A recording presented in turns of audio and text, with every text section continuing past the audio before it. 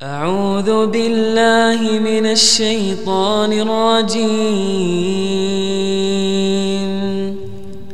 بسم الله الرحمن الرحيم.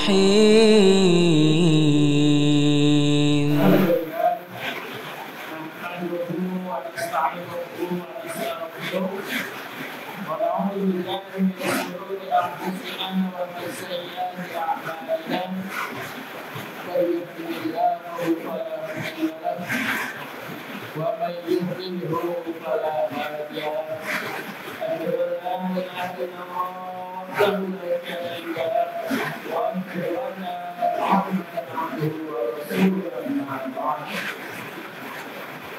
يا أيها المسلمون أوصيكم ونفسي بتقوى الله وطاعته فقد فاز من اتقاه. قال الله تعالى في القرآن العظيم: أعوذ بالله من الشيطان الرجيم.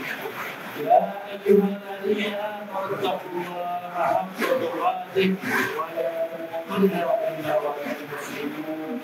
قال رسول الله صلى الله عليه وسلم: وشر الأمور محدثاتها فإن كل محدثة بدعة وكل بدعة ضلالة وكل ضلالة في النار. اللهم علمنا ما ينفعنا وانفعنا بما علمتنا وزدنا علما نافعا. وارنا الحق حقا وارزقنا اتباعه وارنا الباطل باطلا وارزقنا اجتنابه. Ma'asyiral muslimin rahimani wa rahimakumullah.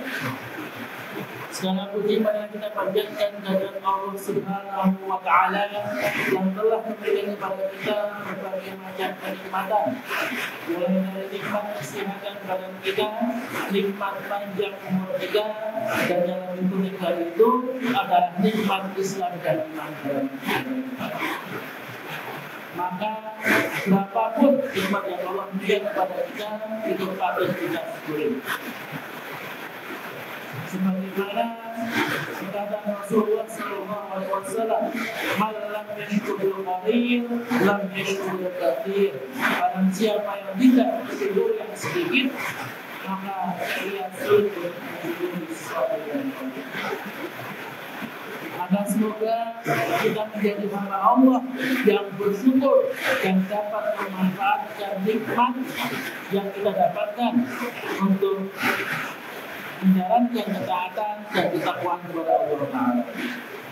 Salawat dan salam semoga tercurahkan kepada junjungan dan suri teladan kita Nabi besar Muhammad sallallahu alaihi wasallam, pada para sahabat, para tabi'in, dan seluruh pengikutnya sampai hari kiamat. Para jemaah yang semoga senantiasa dirahmati oleh Allah Subhanahu wa taala. Kita mengetahui bahwa sholat yang paling berat yang kita lakukan adalah sholat subuh. Karena waktu dini hari adalah waktu di mana kita berat untuk bangun dan sulit untuk beraktivitas. Bahkan dalam salah satu sabda Rasulullah, dia bersabda, sholat yang paling berat untuk orang-orang munafik adalah sholat isya dan sholat subuh. Oleh karenanya Nabi Shallallahu Alaihi Wasallam memberikan motivasi yang besar dan janji pahala yang paling besar kepada orang yang menjaga sholat subuh ini. Dari Abu Musa radhiyallahu anhu yang berkata bahwa Rasulullah Shallallahu Alaihi Wasallam bersabda, "Man shallal fardhaini dakhala jannah." Barang siapa yang mengerjakan sholat fardain, yaitu sholat subuh dan asar, maka dia akan masuk surga. Dari Junad bin Abdullah radhiyallahu anhu ia berkata bahwa Rasulullah sallallahu alaihi wasallam bersabda, "Man shalla subha," barang siapa yang sholat subuh, "fahuwa fi dimmatillahi," maka ia berada di dalam jaminan Allah. Fala yatlubannakumullahu min dimmati bisyai. Oleh karena itu janganlah menyakiti orang yang sholat subuh tanpa jalan yang benar. fayudrikahu fayakubuhu fi nar jahannam. Jika tidak, Allah akan menyiksa-Nya dengan melumpuhkannya di atas wajahnya dalam neraka jahannam. Maka kenapa Rasulullah menjanjikan surga bagi orang yang bisa menjaga sholat subuh? Karena sholat subuh itu menjadi patokan, menjadi panduan. Ya, ketika orang itu bisa menjaga subuhnya, bisa rutin subuhnya, maka insya Allah sholat yang lain juga akan ikut aman. Bahkan Rasulullah mengancam bagi orang yang tidak menjaga sholat subuh, beliau golongkan sebagai orang-orang yang munafik. Dalam hadis yang diriwayatkan dari Abu Hurairah radhiyallahu anhu, dia berkata bahwa Rasulullah sallallahu alaihi wasallam bersabda, "Laisa salata afdalu 'alal munafiqin." Tidak ada salat yang lebih berat bagi orang-orang munafik min salatil fajri wal isya, selain dari salat subuh dan salat isya. Walau ya'lamuna ma fihima, jikalau mereka tahu keutamaan yang ada pada salat subuh dan salat isya tersebut, la atauhuma walau habawan, tentu mereka akan mendatanginya walau sambil merangkak. Hadis riwayat Bukhari nomor 657. Ibnu Hajar mengatakan bahwa semua sholat itu berat bagi orang munafik, sebagaimana disebutkan dalam firman Allah, wala ya'tuna sholata illa wa hum kusala, dan mereka tidak mengerjakan sembahyang melainkan dengan malas. Akan tetapi, walaupun semua sholat itu berat, sholat isya dan sholat subuh itu jauh lebih berat bagi mereka. Karena rasa malasnya, dan di mana waktu tersebut adalah waktu untuk istirahat. Waktu subuh adalah waktu di mana kita sedang nyenyak-nyenyaknya tidur, sedang pulas-pulasnya di atas tempat tidur. Susah bagi kita untuk bangun. Dan sholat isya adalah waktu di mana kita sudah mulai beristirahat, tidak mau lagi kemana. Maka Rasulullah mengancam bagi orang yang tidak datang, tidak menjalankan sholat subuh dan isya, maka ini termasuk orang-orang yang munafik. Dan seandainya orang munafik ini tahu, dan kita semua tahu pahala yang ada dalam sholat tersebut, maka kita akan mendatanginya walaupun harus merangkak. Saya kira di sini ya, tidak ada dalam sejarah Kejosari, apalagi sejarah Indonesia, itu tidak ada ceritanya orang datang sholat dengan merangkak. Sakit sedikit, ya udah rumah saja. Sakit sedikit, ya udah nggak usah sholat saja. Kalau mereka tahu, kalau kita tahu pahala yang sebenarnya dari sholat tersebut, pasti akan berbondong-bondong untuk mendatangi. Rahimani wa rahimakumullah. Bagaimana kalau kita sudah menjaga sholat subuh kita, namun sering terlambat melakukannya? Sholat subuh jadwalnya jam 4, malah dikerjakan jam 5, malah dikerjakan jam 6.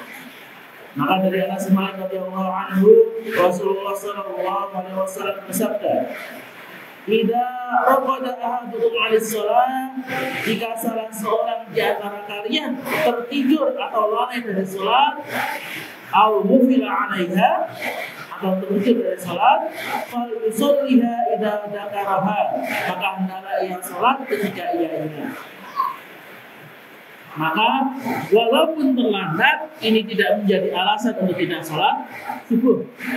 Walaupun tertidur, walaupun telat bangunnya, setelah bangun langsung sholat subuh. Walaupun jam 6 pagi, jam 7 pagi, bahkan jam 9 pagi, tetap melaksanakan sholat subuh tersebut.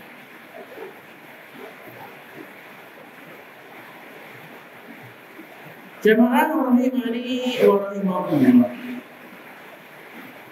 Ketika kita sudah mengetahui keutamaan sholat subuh, bagaimana betapa besar pahala sholat tersebut, sampai-sampai Rasulullah mengatakan, ya kalau kita tahu pahalanya, kita pasti akan datang, walaupun harus merangkak, walaupun harus dipapah.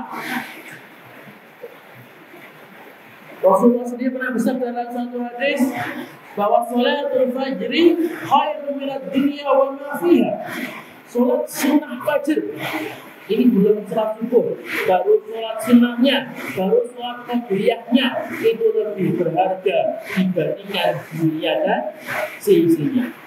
Itu baru sunnahnya, belum wajibnya. Saya yakin kalau misalkan di Regasari ini dibuat pengumuman, siapa yang besok sholat subuh di masjid pasti akan diberi uang 50 juta. Itu saya yakin, hakul yakin, masjidnya ini lebih penuh dibandingkan Jumatan. Karena semuanya datang. Bapak-bapak, ibu-ibu, adik-adik semuanya datang. Yang bayi tetap di bedo, yang mbah-mbah tetap di papa. Ini baru 50 juta. Padahal Allah katakan sholat sunnahnya saja itu lebih baik daripada dunia. Dunia dan seisinya itu tidak lebih berharga dibandingkan sholat wajib, apalagi sholat subuh. Maka bagaimana cara kita supaya bisa merutinkan sholat subuh kita? Bagaimana supaya sholat subuh itu tepat waktu, tidak telat-telat terus? Ya. Karena kalau misalkan sekali telat, 2 kali telat, itu maklum. Tapi kalau setiap hari telat, nah itu berarti sudah kebiasaan buruk yang harus dihilangkan. Maka bagaimana kiat-kiat untuk bangun subuh? Yang pertama, kita menanamkan ketakwaan pada diri kita dan rasa takut kepada Allah. Karena amal kita itu dinilai berdasarkan niat kita. Kenapa orang bisa beribadah? Kenapa orang bisa sabar dalam sholat, sabar dalam puasa, sabar dalam berbakti kepada Allah? Karena yang pertama, karena iman yang teguh, karena ketakwaan yang teguh. Maka modal yang paling utama adalah bagaimana kita menjaga iman dan takwa kita. Yang kedua, tidur di awal malam dan tinggalkan begadang. Diriwayatkan dari Abu Barzah, beliau berkata, anna Rasulullah sallallahu alaihi wasallam kana yakruhun naumu qabla al-isya wal hadithi ba'dah. Rasulullah sallallahu alaihi wasallam membenci tidur setelah sholat isya dan mengobrol setelahnya. Maka kalau ketika malam-malam tidak ada kegiatan, tidak ada pekerjaan, gak usah begadang, istirahat, tidur langsung. Supaya apa? Supaya paginya bisa sholat subuh, syukur-syukur bisa bangun untuk sholat tahajud. Jangan begadang hanya untuk ngobrol, hanya untuk nongkrong-nongkrong, hanya untuk hanya untuk duduk-duduk di angkringan, nyari teman yang lainnya. Itu adalah hal yang tidak bermanfaat. Yang ketiga, membiasakan tidur dan bangun di waktu yang sama setiap hari. Kalau memang belum terbiasa sholat subuh, pasang alarm. 1 alarm tidak mempan, pasang 2. 2 gak mempan, pasang 3. Ya. Dulu saya pernah, supaya bisa bangun pukul 3, supaya bisa bangun pukul 3 untuk sholat tahajud, itu alarm saya pasang dari pukul setengah 2, jam 2, setengah 3, jam 3. 4 kali alarm saya set. Supaya apa? Supaya tetap bisa bangun. Mungkin 1 alarm nggak mempan, dicoba sampai 4 kali. Atau mungkin kalau keluarganya sudah ada yang bangun, saling membangunkan. Ya, dibangunkan dengan dorongan nggak bisa, ditarik-tarik nggak bisa, siram air. Yang penting bangun. Ini supaya apa? Supaya membangun kebiasaan kita. Insya Allah ketika awal-awal mungkin belum terbiasa harus pakai alarm, harus pakai air, harus disiram dulu, tidak apa-apa. Nanti ketika sudah terbiasa itu akan membangun jam biologis kita sehingga otomatis tanpa alarm sekalipun jam 3 atau jam 4 itu kita sudah bangun. Kemudian yang keempat, menjaga adab sebelum tidur. Karena supaya tidur kita ini berkah, supaya bisa bangun, supaya terjaga dari godaan syaitan, maka kita tidur sebagaimana tidurnya Rasulullah SAW. Kita mengamalkan adab-adab yang diajarkan oleh Rasulullah ketika mau tidur. Di antaranya tidur dalam keadaan berwudu. Kemudian yang kedua, berbaring di sisi kanan, tidak di sisi kiri, apalagi tertutup. Kemudian yang ketiga, meniup telapak tangan sambil membaca Al-Ikhlas, Al-Falaq, Qul a'udzu birabbil falaq, membaca An-Nas, Qul a'udzu birabbin nas masing-masing sekali. Kemudian mengusap kedua tangan tersebut ke wajah dan ke bagian tubuh yang dijangkau. Kemudian membaca ayat kursi, ini penting.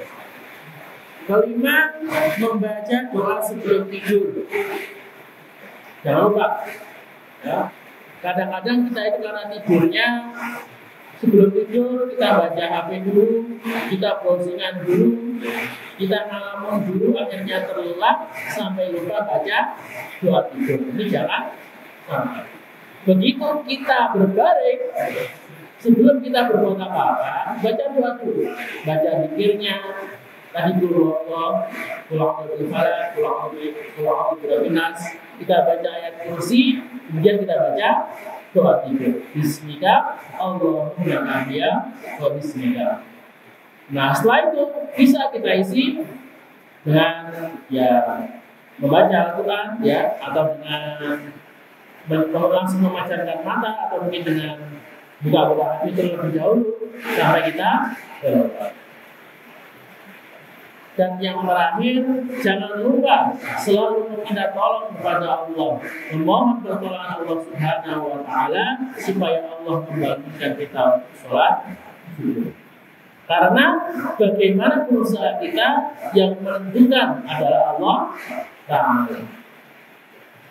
Allah insya Allah memberikan hidayah kepada kita, memberikan petunjuk kepada kita ketika kita benar-benar memohon, ketika kita benar-benar berusaha untuk mencari. Setelah kita berusaha, setelah kita mempersiapkan diri kita untuk meraih sholat subuh tersebut, maka insya Allah akan menolong kita, Allah akan menurunkan hidayahnya sehingga kita bisa bangun sholat. Jamaah rahimani wa rahimakumullah. Maka demikian khutbah yang bisa saya sampaikan.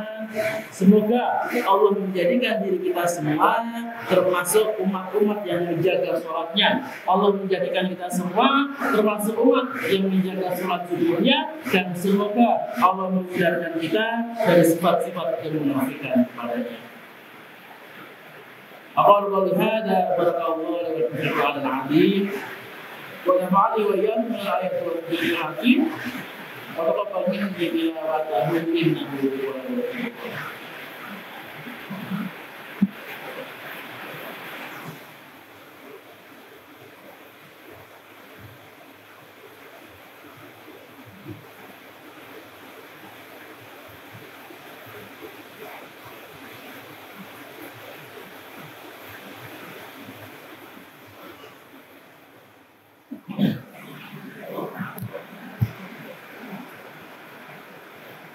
Alhamdulillahi Rabbil Alamin, wassalatu wassalamu ala ashrafil anbiya'i wal mursalin, nabiyyina Muhammadin wa ala alihi wa sahbihi ajma'in.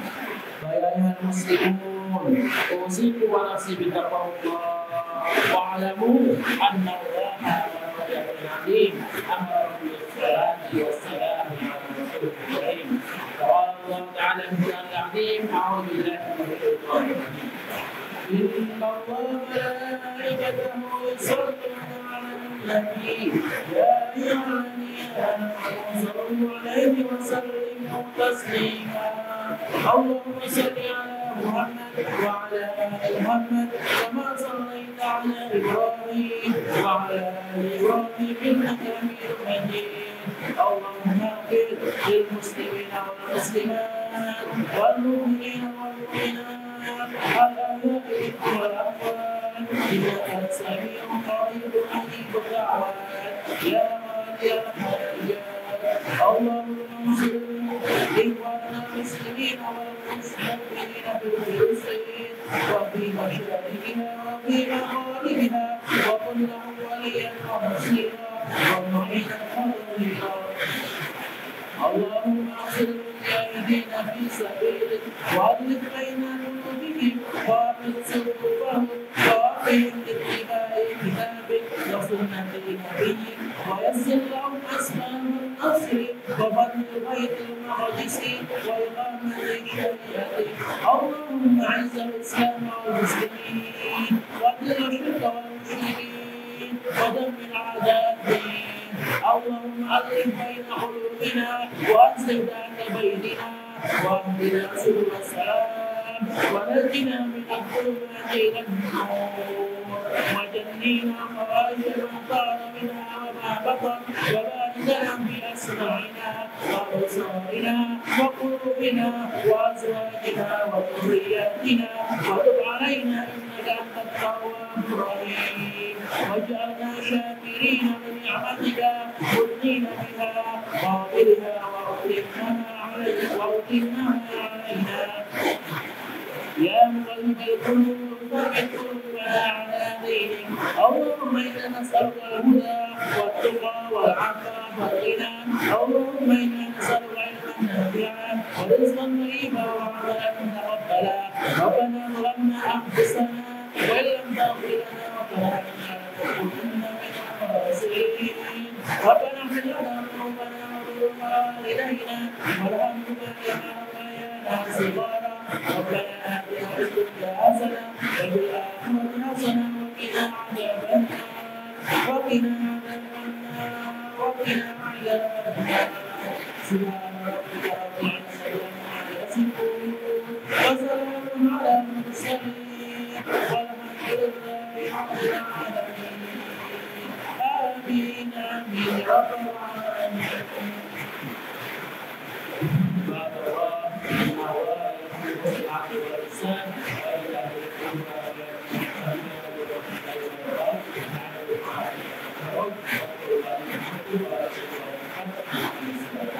سبحان ربك رب العزة عما يصفون وسلام على المرسلين والحمد لله رب العالمين. صدق الله العظيم.